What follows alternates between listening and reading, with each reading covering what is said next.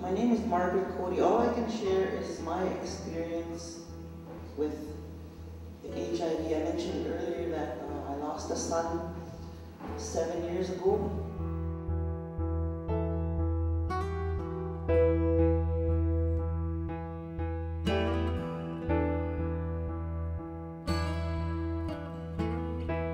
This disease, it has impacted the Aboriginal people. So, you know, we probably are all infected with HIV in this office, the staff and the board and the membership and the volunteers that are part of our network. So it's a very real disease to us. It's not something that is 9 to 5 and that's it. We live this. I've got, you know, my whole area of being involved in HIV has come from the fact that I've lost family to AIDS, and so to me it's very real.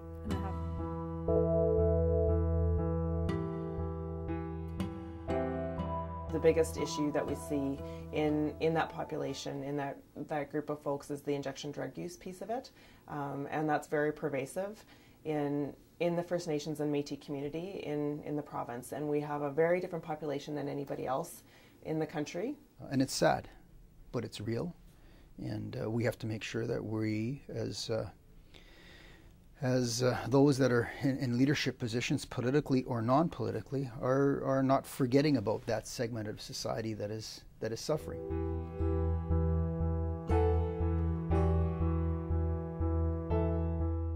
He didn't want to tell me back then that he had HIV. He got it through, he was a drug addict, he got it through sharing needles. You look at the disease of addiction and how it is happening in our communities, and there's a lot of stigma, ignorance, and discrimination that's associated with addiction, but it's also associated with HIV, and it's also associated with Aboriginal. And so, you know, there's a lot of factors that that we're fighting against and trying to remove so that we can move people forward in living in a respectful manner with HIV, and even to die with dignity. So they are definitely more disenfranchised and marginalized and vulnerable and harder to engage into any kind of care, really. So our focus is really to prevent any kind of transmission or any kind of infection and to meet people where they're at. They aren't making it to the doors. They aren't going to get tested. They aren't going to get treatment. They aren't seeing a doctor. You know, that kind of stuff doesn't happen.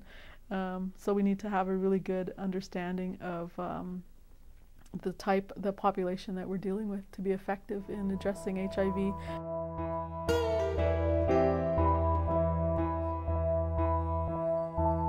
was in the hospital for 4 months. After a few months he was able to talk and joke around. I had to keep signing papers for different medical procedures, like a PICC line and stuff like that. To sign for all his teeth to be removed. So I think if we can get more testing, more access to testing, and have the supports for people in terms of that intensive casework and care for them to trust their providers, then we'll do better. We'll be able to get them tested, we'll get them engaged into care, and when they're ready, we'll get them onto treatment. You know, for us, it's important to open our doors to the people that are most at risk, the homeless, the ones living in poverty, the ones who are addicted, the ones who are being abused, the ones who are shunned from other agencies and organizations from not being able to walk through their doors. So they come here, and we offer a place here. We say we feed them mentally, emotionally, spiritually, and physically. Well, he had a stroke, he couldn't walk, but he was able to talk, and he shared his feelings. He said, "Mom, if I get better, I want to go around and tell young people not to do drugs and all that."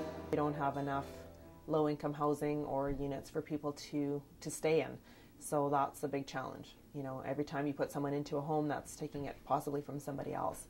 So, I mean, from a social determinants perspective, there's a lot more that we can do. I think that if there was ever, if you can't get the help that you need with whatever it is that you're suffering from in this city, you'll never get it anywhere else. We don't see them actually laying on a sidewalk, but we do have people who are desperate, who are living in poverty, who live with many, many different health and social conditions, and we aren't addressing it adequately. It's winter. We don't have a shelter where people can, you know, just come and be warm. So including elders, including people who know about residential schools, including addictions workers, and looking at the whole issue together with the individual and the family is going to go a long way. And the weekend he died, I was on the reserve. I just got back from a round dance, and I wasn't there. He was alone when he died.